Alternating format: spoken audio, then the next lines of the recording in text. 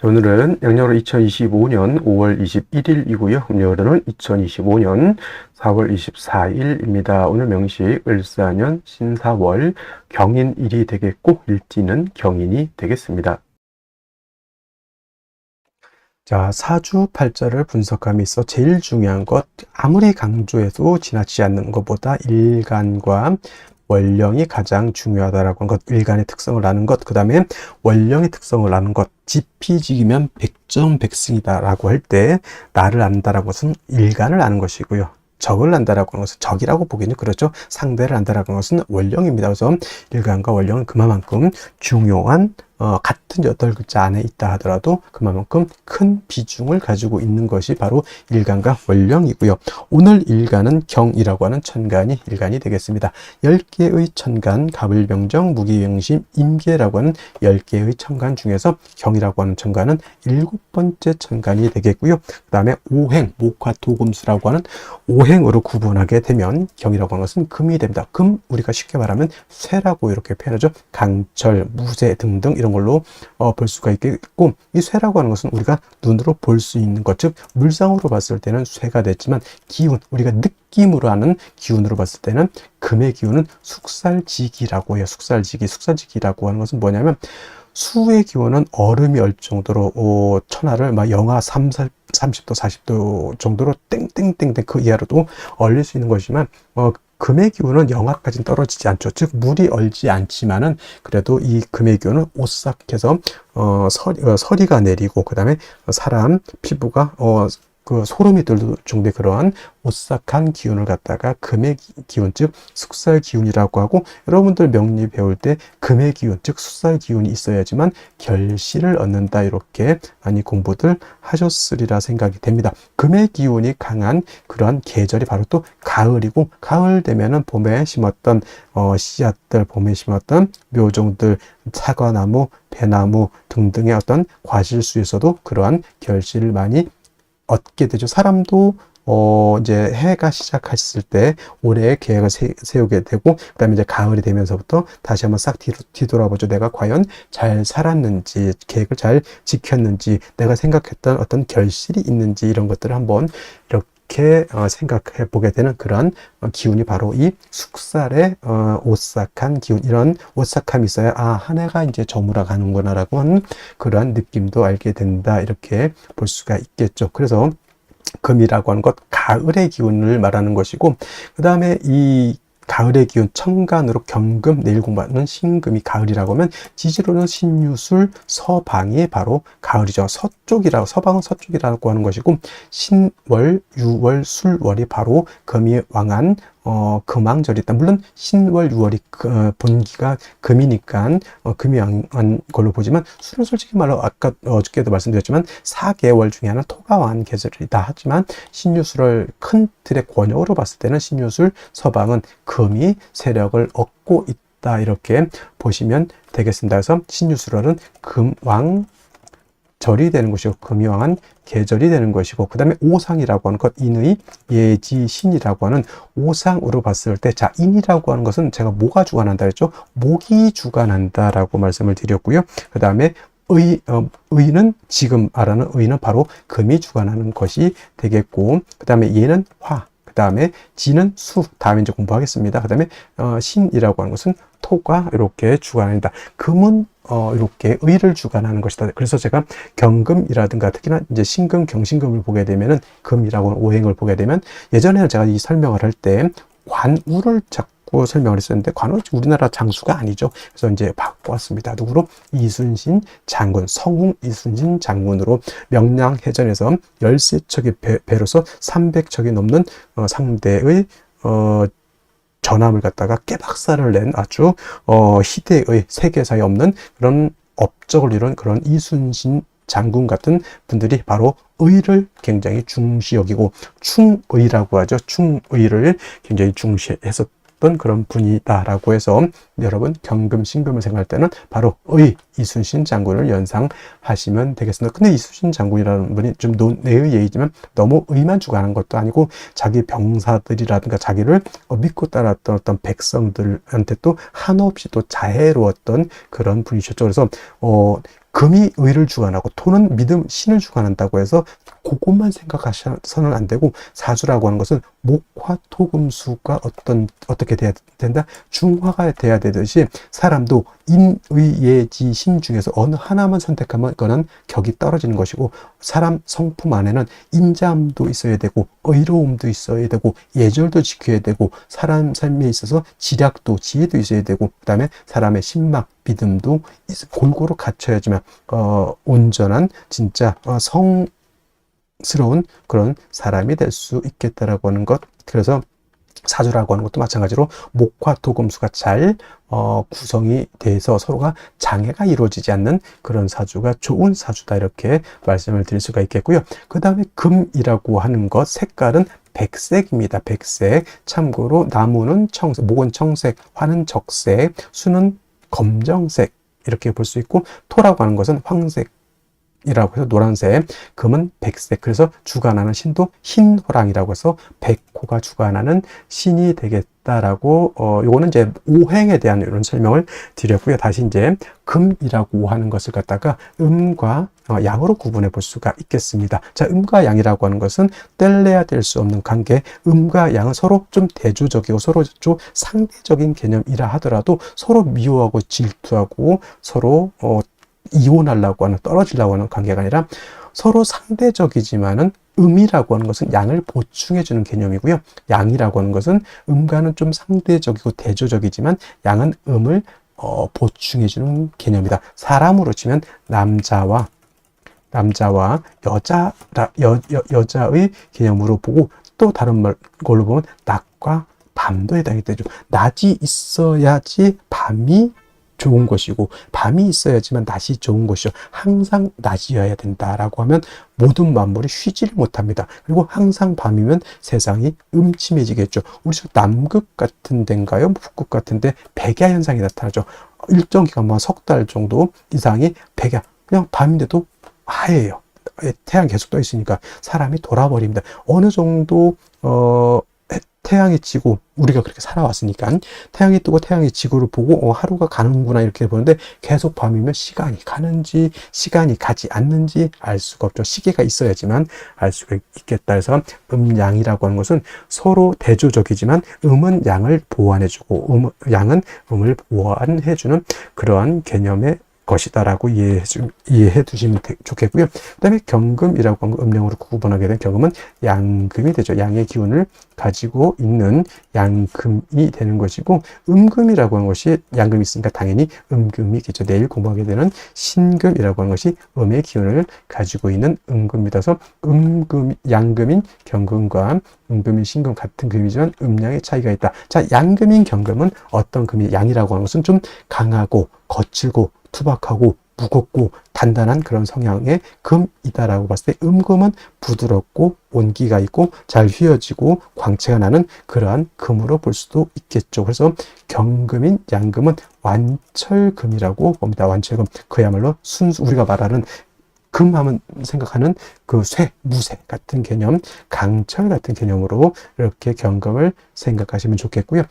상대적인 음금인 신금은 그야말로 금입니다. 보석 같은 거, 금반지, 금귀걸이 같은, 그 다음에 주옥 같은, 도자기 같은 이런 개념. 여러분 핸드폰 살 때 요즘 핸드폰 너무 비쌉니다. 근데 그 액정이라든가 핸드폰, 우리나라 그 삼성 회사 이름을 대면 안 되겠지만, 어떤 회사는 그야말로 알루미늄 스틸 바디인 것이 있고, 어떤 경우에는 그냥 스틸 같은 재질의 어떤 플라스틱 그 바디가 있잖아요. 그런 개념이죠. 그래서 플라스틱도 광채, 목으로도 보지만 플라스틱도 경우에 따라서는 금으로 볼 수가 있겠고, 은,동 여러 가지, 그 다음에 비철 같은 경우도 다 금으로 보죠. 그 다음에 도자기 같은 경우는 토를 굳혀가지고 금을 만들어낸 거고, 콘크리트 있죠. 콘크리트, 이것도 토를 갖다가 물을 부어가지고 여러 가지 재료로 혼합해서 토생금한 것이 콘크리트. 도자기도 토생금에서 만들어낸 금이다. 이렇게 보시면 되겠죠. 여러분이 쓰고 있는 안경 같은 거 있죠. 다 금인데 경금이 아니라 그런 신금이다라고 이렇게 보시면 되겠고, 경금은 무쇠 강철과 같으면서 원철이라고도 표현합니다. 원철은 뭐냐면 땅에서 금방 캐낸 자연 그대로의 철을 말하죠. 쇠를 말한다. 말로 치면 야생마 같은 개념으로서 이 경금이 용도, 쓰임이 있기 위해서는 반드시 단련해서 기물을 만들어야지 된다. 즉 원재료인 철을 갖다가 녹이든지 아니면 뜨거운 열기를 가해서 빨갛게 달궈서 풀무질을 하고 해서 뭐 칼을 만든다거나 호미를 만든다거나, 이 우리나라 호미가 또 외국에서 엄청나게 인기, 저 아마존 같은 데서 없어서 못 판다고 하는, 이거 굉장히 외국 같은 데서 정원 같은 거 가꿀 때 텃밭 같은 거 가꿀 때는 큰 삽 같은 걸로 하기는 그렇죠. 근데 호미 같은 경우는 우리나라에서 만들었지만, 우리나라는 뭐 호미 요즘 잘 안 쓰죠. 외국에서는 요 호미 같은 거 굉장히 잘 쓴다고 하면 이게 바로 경금을 가지고 물건을 만들어야지, 그냥 쇳덩이만 가지고 있으면 용도가 없죠. 그걸 갖다가 칼, 호미, 여러 가지 기물을 만들어야 되는 것이고, 반대로 내일 공부하게 된 신금 같은 경우는 이미 기물이 만들어져 있는 상태. 그래서 땅 속에서 예를 들어서 금광석을 캐내 가지고 그거를 불순물을 제거를 하고 해서 여러분들 결혼반지, 금반지, 금귀걸이, 황금두꺼비, 황금 열쇠를 만들었다 생각하시면 돼요. 그래서 신금은 용도에 있어서 다시 불로서 다스릴 필요는 없겠고, 신금은 그 만들어진 보석을 갖다가 깨끗하게 세척만 하면 된다. 도세주옥만 하면 된다. 이때 필요한 것은 뭐다? 임수를 위주로 신금은 용신을 쓰는 것이고, 경금은 철을 갖다가 단련해서 물건, 기물을 만들기 위해서는 임수가 아니라 정화로서 단련해야 된다. 솔직히 병화는 안 됩니까? 병화는 경금을 단련할 수 없겠고요. 경금을 실질적으로 단련할 수 있는 것은 병화가 아니라 정화라고 하는 것 꼭 명심해 두시고, 경금이라고 하는 것이 정화를 쓸 때는 정화 혼자만 있어서는 안 되고 바로 간목이 있어줘야 된다. 제가 정화 설명을 할 때 정화는 뭐와 같다? 등촉지화와 같고 인위적인 불과 같기 때문에 저 등촉지화 또는 모닥불이라든가 이 불 가지고 경금을 다스리기 위해서는 보다 연료가 충분히 있어줘야 되겠죠. 그 연료 역할을 하는 것이 바로 간목인 것이다. 그래서 경금이 정화를 쓸 때는 간목을 취용한다. 간목이 경금을 취용할 때는 정화를 취용한다. 정화가 있어줘야 된다. 그 다음에 정화가 간목을 쓸 때 너무 인성이 많게 되면 경금으로서 벽값 인정해줘야 된다라고 하는, 경금, 정화, 간목의 트리오적 서로 도와주는 그런 공존 효과 같은 것들도 한번 생각해 보실 필요가 있겠습니다. 그래서 정리를 하면 경금이라고 하는 일가는 정화, 간목을 위주로 용신을 쓰되 나머지 글자들은 필요에 의해서 필요하면 쓰고 필요하지 않으면 안 쓴다. 예를 들면 경금이 수가 너무 많으면 무토로서 수를 제할 필요가 있겠고, 경금이라고 하는 것이 화가 너무 왕할 수도 있죠. 이때는 임수로서 화를 억제시켜 줄 수도 있다. 그는 상황에 따라서 예외적으로 쓰는 것이고, 기본적으로 경금이라고 하는 특수 일간의 특성을 봤을 때는 정화, 간목을 떠나서는 수용할 용신이 없다. 나머지는 그때그때 상황에 따라서 원령의 특성에 따라서 쓸 수는 있겠다 정도 이해해 두시면 되겠습니다. 다음으로 월령에 대해서 알아보도록 하겠습니다. 월령이라고도 하고요, 월지라고도 하고, 월원이라고도 하고, 또는 제강이라고 하는 표현도 쓰게 되는데, 다 같이 어디를 지칭하느냐? 월주의 지지를, 즉 월지를 말한다, 이렇게 생각하면 되겠습니다. 이 월령이 왜 중요하냐? 계절의 개념을 가지고 있다. 계절이라고 하는 것은 춘하 추동을 말하죠. 봄, 여름, 가을, 겨울을 말하는 것이고, 이 봄, 여름, 가을, 겨울 월령 안에는 왕쇠와 한열의 개념을 가지고 있다. 이 왕쇠와 한열이라고 하는 것이 사주를 보는 두 가지 축이 되는데, 중화라고 하는 말을 하죠. 중화라고 하는 것은 어느 쪽에도 치우치지 않는 것을 말합니다. 사주도 역시나 중화된 사주를 사람들이 좋다라고 하는데, 그러면 여러분들 무엇이 중화가 되어야 될까요? 바로 이 왕쇠와 한열이 중화가 되어야 된다라고 하는 것. 왕쇠라고 하는 것은 어떤 오행이 왕하냐 약하냐를 말하는 것이고, 한열이라고 하는 것은 이 사주가 더우냐 추우냐를 말하는 것이죠. 특히나 4월, 5월, 미월은 여름이기 때문에 굉장히 뜨겁고요. 그 다음에 해월, 자월, 주간은 겨울이기 때문에 매우 춥다. 춥다라고 볼 수 있죠. 인묘진월은 따뜻한 봄이 되는 것이고 신유술월은 서늘한 겨울이 된다, 이렇게 볼 수 있습니다. 그래서 사주는 중화된 사주를 좋아하는데 바로 이 왕세와 한열이 중화된 사주를 좋아한다, 이렇게 보시면 되겠습니다. 자, 이제 4월이 되겠습니다. 4월의 절기를 보게 되면 입하와 소만으로 이렇게 구분이 되어 있고, 입하가 되면서부터 본격적으로 계절은 어디로 들어갑니까? 여름으로 들어가죠. 그래서 4월, 5월 미라고 해서 4, 5미 남방이 되면서 방향은 남쪽이 되는 것이고 화가왕한 화왕절이 된다라고 이렇게 볼 수 있죠. 그래서 4월은 지금이 4월은 이제 초여름이라고 해서 초하라고 하고요. 그 다음에 이 5월이라고 하는 것은 이제 중하라고 합니다. 중하. 그 다음에 미월은 모하라고 해서 늦여름을 말하는 것이고 4월, 5월, 미월이 바로 양기가 가장 왕성한 시절이 된다, 이렇게 볼 수가 있겠습니다. 자, 그래서 여름이죠. 염상절이라고 하는 표현을 하고 있더는 염천지절이라고 하는 표현도 합니다. 이게 뜻은 뭘까요? 굉장히 뜨겁고 건조하다, 조열하다. 그래서 이제 4월, 5월, 미월 제가 강의를 할 때는 조열이라고 하는 말을 많이 쓸 것이고, 마찬가지로 이때는 염상절은 화가 왕한 계절이다라고 말씀을 드렸고, 화만 왕한 것이 아니라 화토동궁하기 때문에 화는 화생토하죠. 그래서 포태법부로 봐도 화토동궁과 수토동궁이라고 하는 것이 있는데, 명리학은 화토동궁을 취하고, 예를 들면 다른 풍수지리 같은 경우에는 수토동궁을 이렇게 취한다라고도 봅니다. 근데 명리는 화토동궁을 취해서 이렇게 보게 되면 뭐다? 화토는 같이 왕하다. 그리고 상생으로 봐도 화가 토를 생한다라고 하는 개념도 매우 중요하고요. 그 다음에 화라고 하는 것은 금을 극하기 때문에 4월, 5월, 미월의 화가 왕한 계절에는 금이 약하게 되겠고, 그 다음에 수라고 하는 것은 화가 왕하면 물이 버글버글 끓죠. 화다수갈이라고 해서 화가 왕한 4월, 5월, 미월은 수는 태지, 양지로 가기 때문에 4월, 5월, 미월은 수가 약하다라고 볼 수 있습니다. 그럼 4, 5, 미월의 목은 어떻게 될까요? 그래서 목분비회라고 하는 말이 있고, 또 화다목분이라고 하는 말도 있습니다. 화다목분, 기본적으로 목이 화를 생하지만 화가 너무 왕하게 되면 나무가 불에 타서 날아간다, 재가 돼서 날아간다, 또는 이제 목분비회라고 하는 단어도 많이 쓰게 됩니다. 그래서 4월, 5월, 미월은 이렇게 화다수갈이 된다든가 화다목분, 그 다음에 목분비회라고 하는 것, 그 다음에 화토동궁이라고 하는 이런 단어들 꼭 기억해 두시면 좋겠습니다. 그리고 이제 4월, 5월, 미월은 너무 뜨거운 염상절이기 때문에 또 조후라고 하는 것이 매우 급박하다. 여러분들 한여름 뜨거운데 30도, 40도, 저 진짜 뜨거운 나라는 만 40, 50도 이상도 올라가는 데가 있죠. 그런 데는 뭐가 필요합니까? 반드시 차가운 냉기가 있어서 그 뜨거운 열기를 식혀줘야 되겠죠. 이 조우라고 하는 것이 바로 기후를 조절시켜준다, 이렇게 보시면 되겠습니다. 4월 너무 뜨겁다라고 하는 것, 그래서 반드시 수가 있어서 뜨거운 열기를 조절시켜줘야 되고, 수만 있어서는 약하니까 금이 있어서 금생수해서 4월의 기후를 맞춰줘야 된다라고 하는 것도 여러분들 기억해 두시면 좋겠습니다.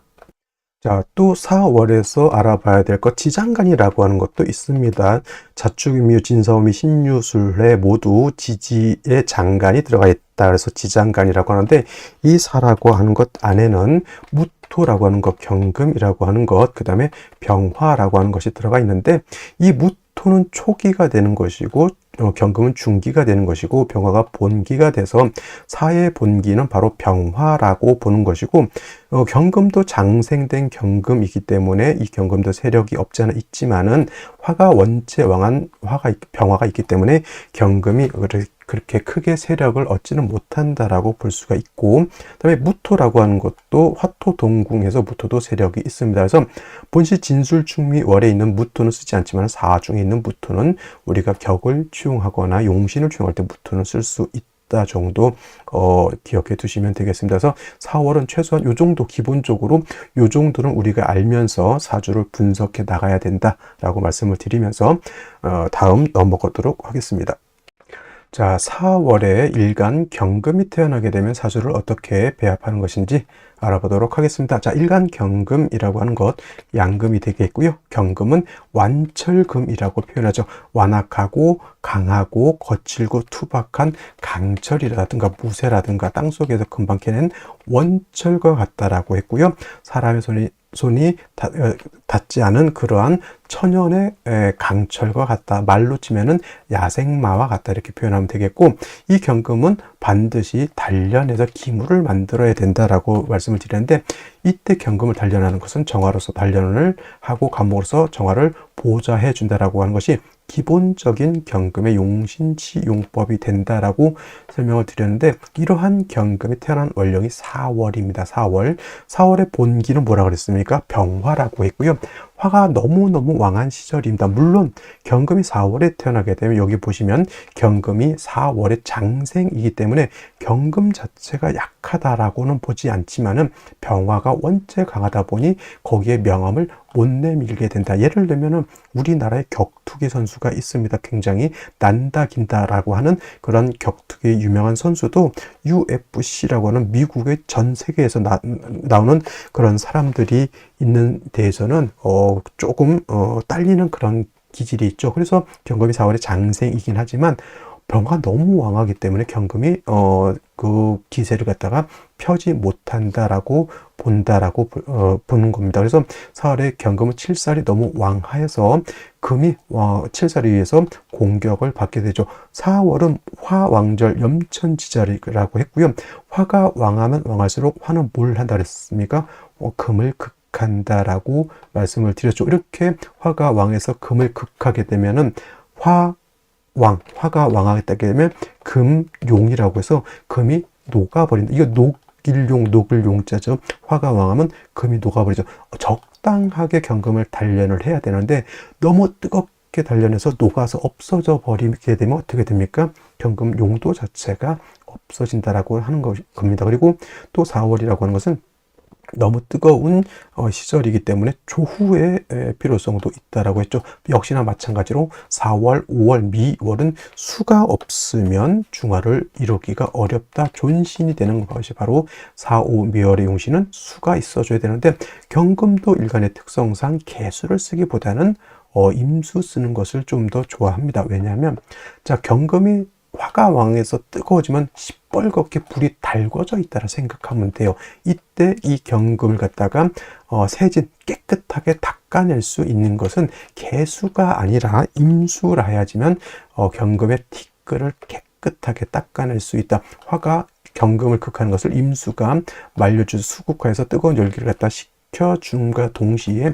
경금에 묻어져 있는 그러한 티끌이라든가 이런 걸 갖다가 깨끗하게 담금질로서 이렇게 닦아내준다라고 생각하면 돼요. 개수는 조후는 할 수는 있겠지만 뜨거운 열기를 식혀줄 수는 있겠지만 경금을 깨끗하게 연마하는 기능은 없게 됩니다. 병화도 병화가 임수 개수를 쓸 때 병화를 보강할 때는 임수로서 보강할 때 조후할 때는 개수가 더 좋다라고 했듯이 경금도 이 뜨거운 화왕절인 4월에 경금 자체가 용도가 있기 위해서는 임수로서 깨끗하게 세척해야 되는 것이고 별도로 조후라고 하는 것은 개수가 있으면 좋겠지만 개수가 없다 하더라도 임수만 있어도 경금을 세진하고 4월의 뜨거운 열기를 조절시킬 수 있다 이렇게 볼 수 있습니다. 단 또 한 가지 4월은 화가 너무 왕하기 때문에 수가 약하죠. 4월에 임수는 절지가 되기 때문에 수가 굉장히 약합니다. 화다수갈이라고 해서 화가 너무 왕하게 되면 물이 금방 파르르르 증발돼서 날아갑니다. 그래서 이런 경우에는 비견 또는 겁재인 경금, 신금 등이 있어서 요 임수를 갖다가 도와주어야지만 능히 임수가 힘을 얻어서 금을 세진 세척하고 뜨거운 열기를 갖다가 보해줄 수 있다. 조후할 수 있다 이렇게 보시면 되겠습니다. 예를 들어서 경금의 지지로 신유금 등이 있어서 일금 양은 정화도 쓸 수 있지만 그렇지 않은 경우에는 임수를 위주로 쓴다라고 이렇게 기억해 두시면 되겠고요. 사주는 천변만한 것이기 때문에 4월의 경금의 경우의 수가 굉장히 많습니다만은 이렇게 원칙을 안 연후에 예외적인 것들에 대해서 대처할 수 있는 능력을 키우는 것이 필요하겠다라는 말씀을 드리겠습니다. 자, 다시 오늘의 명식을 살펴보도록 하겠습니다. 자, 사주볼 때 제일 중요한 것, 일간이 어떤 일간이냐가 중요하고요. 두 번째로 그 일간이 어느 원령에 태어났느냐가 중요합니다. 일간이라고 하는 것은 그 사주의 주인공과 같은 것이고, 원령이라고 하는 것은 그 주인공인 일간이 태어난 배경 또는 환경과 같기 때문에 일간과 원령이 중요하고, 세 번째로 중요한 개념, 격국과 용신이라고 하는 개념이 있습니다. 자, 격국이라고 하는 것, 사주 8글자의 틀, 사주 8글자의 구성이 어떻게 되어 있느냐를 보는 것이 격과 국을 보는 것이고요.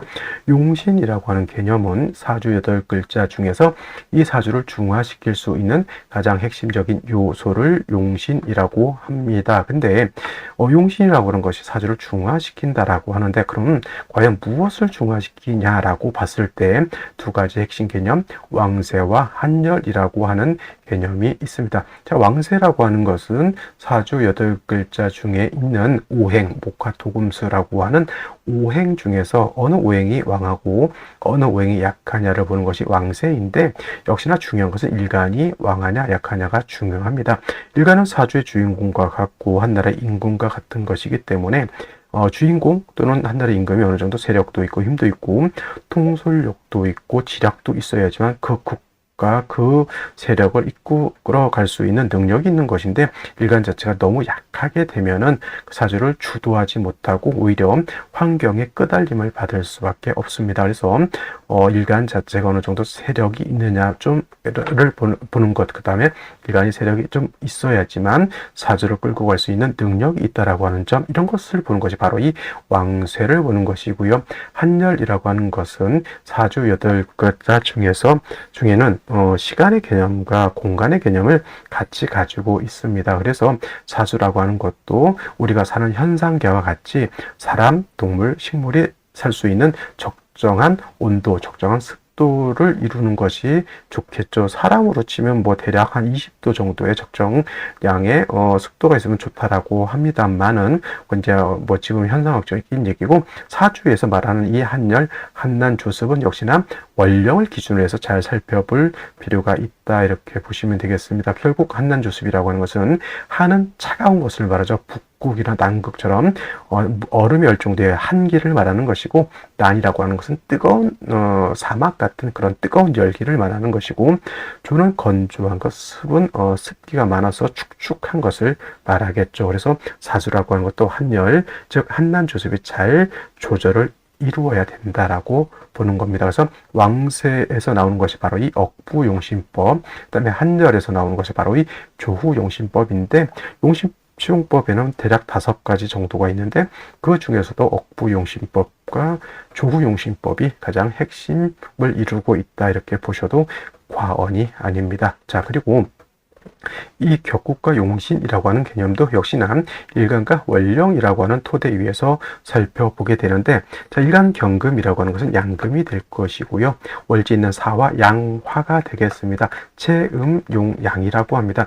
본시 사화라고 하는 것은 음이죠. 지지로 봤을 때 사화가 음이고 오화가 양이 되는데, 그렇다면 왜 몸체는 음인데 쓰는 것을 양으로 쓰느냐? 이것은 지장간 때문에 그렇습니다. 사화 안에는 지장간이 3개가 들어가 있습니다. 초기로는 무토가 있고요. 두 번째 중기로는 경금이 있고, 세 번째로는 병화가 있습니다. 즉 사화는 몸체는 여성스러운 음의 기운을 가지고 있지만 그 성향은 남성스러운 양의 기운인 병화를 품고 있기 때문에 몸체는 음이지만 쓰는 것은 양으로 쓴다, 이렇게 보는 겁니다. 그래서 경금일간이 4월에 태어났다. 양 대 양의 관계가 성립이 되죠. 근데 화라고 하는 것은 금을 극하는 화극금의 관계가 됩니다. 그래서 경금이 4월에 태어나서 화극금, 화가 나를 극하죠. 나를 극한다, 극아자라고 하고, 이거는 관성이 될 겁니다. 근데 양 대 양의 관계가 성립이 되니 정관과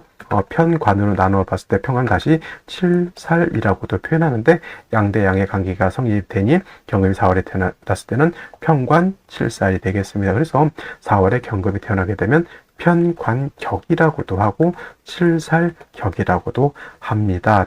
본시 원령 자체에 경금이 있어서 사의 경금 자체가 통근은 가능하다 하더라도 4월이라고 하는 것은 화왕절이죠. 화가 약관지에 해당이 되기 때문에 화는 매우 왕합니다. 물론 경금도 사의 장생처가 되기 때문에 금 자체가 약한 것은 아니라고 할지라도 본시 화가 너무 왕하기 때문에 이때는 어쩔 수 없이 신약 또는 관왕한 그런 사주 구조가 된다라고 볼 수가 있는 겁니다. 그래서 사주 국세는 신약 관이 아니라 살왕이 되는 것이고 살중 신경한 사주 국세가 된다. 그래서 4월에 경금이 태어나게 되면 일단 화가 너무 왕해서 경금이 녹아버릴 수 있다. 이걸 화왕 금용이라고 합니다. 그래서 4월에 경금이 태어나게 되면 먼저 뜨거운 열기를 식혀주고 경금을 뭐 해야 된다? 세진세척해 주어야 된다라고 해서 임수라고 하는 것을 얻는 것이 중요합니다. 물론 개수를 얻게 되면은 개수는 조후하는 용도로는 쓸 수 있지만 경금 또는 내일 공부하게 되는 신금을 세진 또는 세척은 할 수가 없습니다. 그래서 경금의 특성상 개수를 쓰기보다는 임수를 치용하는 것이 좋을 것이고 단 4월이라고 하는 것은 화가 왕하기 때문에 화가 왕하고 수는 4월이면 여기가 절지가 됩니다. 그래서 수가 약하기 때문에 수만 딸랑 있어서는 안 되고 비견 또는 겁재인 금이 있어서 수를 도와주는 것이 필요하다. 가장 좋은 것은 지지로 신유, 금 등이 있어서 일간도 뿌리를 좀 먹고 그 다음에 임수를 생해줄 수 있다라고 하면 금상첨화가 될 것이고 물론 임수 입장에서는 신유금의 생을 받는 것도 중요하지만 해자수 등이 있는 것도 나쁘지 않을 것이다. 그래서 4월에 경금이 태어나게 되면 가장 급선무는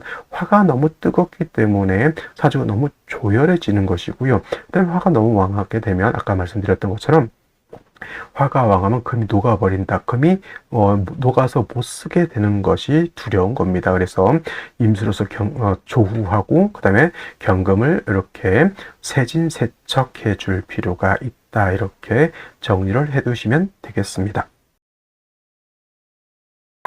자, 먼저 연지 보도록 하겠습니다. 연지 4화를 봤습니다.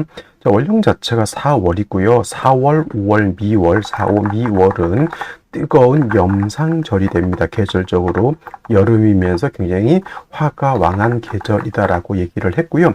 상대적으로 경금이 4월이면 장생처이긴 하지만 화가 원체 왕하기 때문에 화가 왕하면 왕할수록 금은 뜨거운 열기에서 녹아버립니다. 화왕 금용된다. 화왕 금용. 그래서 금이 녹아버리게 되면 경금의 용도가 떨어지게 되죠. 그래서 반드시 물을 얻어야 되는데 연지에서 사화를 받다라고 하는 것은 뜨거운 여름에 불이 더 가중되기 때문에 열기는 더욱더 뜨거워지고 경금 자체는 뜨거운 열기에서 녹아버릴 지경이 되어 있다. 이렇게 볼 수가 있겠고 일지 보게 되면은 편재인 임목을 봤습니다. 많은 사람들이 뭐 일지에 재성이 있으면 그것도 편재가 있으면 재물복이 있다 이렇게들 많이들 얘기를 하는데 이것도 어느 정도 일간도 왕하고 재성의 용도, 재성으로서의 용도 쓰임이 있었을 때 이렇게 되는 것이지 4월에 뜨거운데 또 연지에서 4월을 받죠. 물이 없습니다. 그러면 목은 어떻게 돼요? 이 재성은 뜨거운 열기를 가중할 것이고요. 뜨거운 열기는 다시 나를 공격할 것이죠. 그러면 경금인 일간 입장에서 목이 있는 것이 도움이 될까요? 안 될까요? 오히려 재성으로 인해서 화가 뜨거워지고 그 뜨거워진 화로 인해서 내가 더 큰 어려움을 겪게 된다. 재성으로 인해서 겪게 된다. 이렇게 되면 남자 같은 경우에는 철을 얻을 때 조금 잘못된 철을 만날 수 있죠. 물론 이제 수가 있어서 어느 정도 조절이 가능하다고 하면 인목의 용도가 있겠죠. 근데 이렇게만 놓고 봤을 때 잘 생각해 보시면 이 인목의 용도가 없다라고 하는 거 오히려 화를 가중시킨다라고 하는 것이 문제가 되겠고 연간의 열목 아무리 정제라 하더라도 물이 있어서 물이 없다라고 하면 목이라고 하는 것은 화가 왕하면 화다 목분이 되죠. 오히려 화를 생하고 화가 나를 공격하는 제살 이렇게 되면 이제 제살이 태왕한 국세가 된다. 제살 태왕하다라고 하는 것은 일간이 약해서 왕한 재성 관성을 감당하기 어렵다라고 하는 점. 월간에 신금이 있다 손 치더라도 화가 왕하면 신금은 바로 녹아버립니다. 그래서 수가 있어서 뜨거운 열기를 식혀주고 금의 금이 깨끗해질 수 있도록 도세하는 것이 필요하다라고 봅니다. 그리고 4월에 장생철을 하더라도 화가 왕하니까 생시에서 경금에 뿌리를 하나 정도 더 만들어주는 것도 필요하지 않을까 생각이 됩니다. 제살이 왕은 사주이기 때문에 사람 성격이 좀 의외로 예민하고 까칠하고 소심할 수도 있겠다라는 생각을 해보면서 생시를 보도록 하겠습니다. 자, 생시 보도록 하겠습니다. 병자시가 있습니다. 자, 병자시가 되게 되면은 원령에 있는 사중병화가 시간에 투출되어 있는 것이다. 그래서 원한적인 관격이 되죠. 평각경 다시 칠살격인데 수가 있긴 있습니다만 연지에 시지에 자수 하나밖에 없죠. 이것도 화가 왕하면 화다수 가리라고 해서 수가 좀 부족하다라고 볼 수가 있겠습니다. 이 자수 하나 가지고 전체를 조후하는 것은 좀 어렵고요. 이 병화가 인에도 뿌리를 뒀죠. 그래서 이거는 바로 운이라도 금수운으로 가서 뜨거운 열기를 좀 조절시켜 줄 필요가 있겠다라는 생각이 들고요. 병자시보다 더 안 좋은 생시가 뭐냐면 병술이죠. 이 술토라고 하는 것 제가 누누이 강조하지만 술토는 건토가 됩니다. 건토. 그리고 4월에 술까지 있으면 건토는 뜨거운 열기를 갖다가 흡습하는 것이 아니라 뜨거운 열기를 더욱더 가중시킨다. 쉽게 말하면 뜨거운 불길을 갖다가 열기를 바깥을 발산시켜야 되는데 오히려 내화 벽돌 같은 걸로 인해서 더 뜨거운 거를 가중시켜준다 이렇게 보면 됩니다.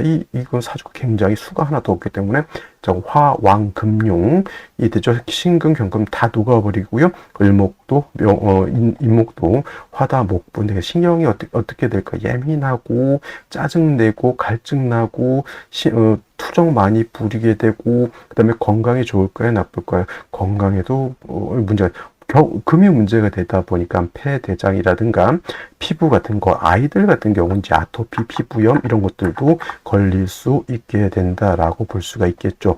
자, 그다음에 정축시 같은 경우는 조금 정화 투출돼서 일간을 극하는데 병화하고 정화는 좀 다른 게 병화는 칠사로서 경금을 못 쓸 정도로 심하게 극한다고 하면 정화는 그래도 경금을 단련한다라고 하는 그런 장점이 있겠고 수는 아니라 하더라도 이 축토라고 하는 것은 습토죠. 이거는 아까 술토와는 달리 술토는 건토, 이거 축토는 습토이기 때문에 뜨거운 열기를 흡습할 수 있다 이렇게 볼 수 있겠습니다. 그래서 일단은 수는 아니라도 물기를 가지고 있는 토를 얻은 것은 나쁘지 않고요. 경금 여기에 통근도 가능하다 이렇게 볼 수 있죠. 그렇다 하더라도 너무 사주가 건조하기 때문에 역시나 운은 금수운으로 가는 것을 좀 더 좋게 보이고요. 무인시 같은 경우에는 사주 원국에 수기가 하나도 없는 상태에서 다시 인목을 얻었고요. 사중에 있는 무토가 투출되어 있는데 이 무토는 인성이긴 하죠. 금을 생하는 인성이긴 하지만 역시나 술토와 마찬가지로 무토도 건토가 되는 것이니 아스팔트로 뜨거운 경금을 뜨거운 아스팔트로 경금을 덮어버리는 것과 같다 이렇게 생각이 돼요. 매우 좋게 볼 수가 없는 구조가 되는 것. 차라리 기묘시 같은 경우에는 이 기토라고 하는 것은 어떤 토? 물기를 가지고 있는 습토이기 때문에 뜨거운 열기를 흡습해서 경금을 생금할 수는 있습니다만은 그렇다고 해서 좋은 사주냐? 그렇게 보기는 좀 어려울 것이고요. 그 다음에 경진시 이렇게 있습니다. 경진시 같은 경우에는 이 진토는 습토입니다. 축토도 습토라고 말씀을 드렸습니다. 그래서 습토이긴 한데 좀 문제는 뭐냐면 얘는 경금을 통근할 수는 없습니다. 그리고 금이 있기 때문에 수운이 왔을 때 수를 생해줄 수 있는 그런 여력은 있지만 수 자체가 부족하죠. 진중 개수 하나밖에 없으니까 사주가 좀 매우 졸렬하다 이렇게 볼 수가 있겠고 신사시 같은 경우에는 역시나 지지로 사화 3개 천간에 금이 3개가 있다 하더라도 이거는 화가 너무 왕한 것이 문제가 개수세서 왕세에 논하는 거 아니고요. 천간에 3개가 있다 하더라도 지지로 불바다이기 때문에 큰일 그죠. 수기도 없는 상태에서 다시 화를 보게 되면 금이 녹아버릴 수밖에 없는 그런 구조가 되겠고, 그 다음에 임오시나 개미시나 마찬가지입니다. 임수 또는 개수가 천간에 지지로 임수계수 청하리타 하더라도 지지로 수원이 없습니다. 그러니까 이게 뭐냐면 비 올라고 구름은 껴 있는데 비가 오지 않는 것과 같고, 그다음에 화다 수갈이라고 했죠. 화다 수갈이 되기 때문에 저거는 물이 수가 있어도 오히려 금방 이거 적수오건이라고 그래요. 독수오건이라고 해서 홀로 독자 무수자 물이 하나 있는데 너무 뜨거워서 그 물이 볶아져서 말라버린다라고 이렇게 표현하는 거죠. 적수오건이라고도 표현을 한다. 물방울 적자죠. 물방울 한 방울의 물방울 이 볶아져서 말라버린다라고 하는 것, 당연히 금수운으로 가는 것이 좋을 것이고. 갑신시 같은 경우에는 경금 신의 뿌리를 둘 수 있고 신유 인수를 쓸 수 있다라고 봐서 좋을 것 같지만 이건 인신충이 돼서 좋지 못합니다. 인신충이 되는 것이 좋지 못하죠. 이거 인사신 사명이라기보다는 인신충이 되기 때문에 이건 좋지 못한 그런 구조라고 보여지고요. 정해시 같은 경우에는 정화가 투출되어 있고 해수를 얻었기 때문에, 물론 이런 한목이 된다 하더라도 해 중에 있는 작은 임수를 가지고 조금은 어느 정도는 뭘 할 수 있다? 그죠? 해염을 할 수는 있다. 오늘 중에서 그렇게 썩 좋은 생시는 보이지 않습니다. 정축시 정도라든가 그냥 뜨거운 열기를 흡습한다라고 하는 개념에서는 경진시 정도, 갑신시를 선택하려고 했는데 인신충이 되기 때문에 이거는 선택할 수가 없겠고요. 그 다음에 뭐 정해시 같은 경우, 정해시를 선택할 바에는 저는 정축시를 선택하는 것이 좀 더 좋아 보인다라는 생각이 듭니다. 오늘 같은 경우는 3주를 먼저 봤을 때 너무 조열합니다. 조열한 상태에서 생시에서 일간의 뿌리, 수, 금수를 같이 보충하기가 좀 어려운 그런 구조였다, 이렇게 볼 수가 있겠습니다. 자, 오늘은 여기까지 설명드렸고요. 저는 내일 또 찾아뵙도록 하겠습니다. 감사합니다.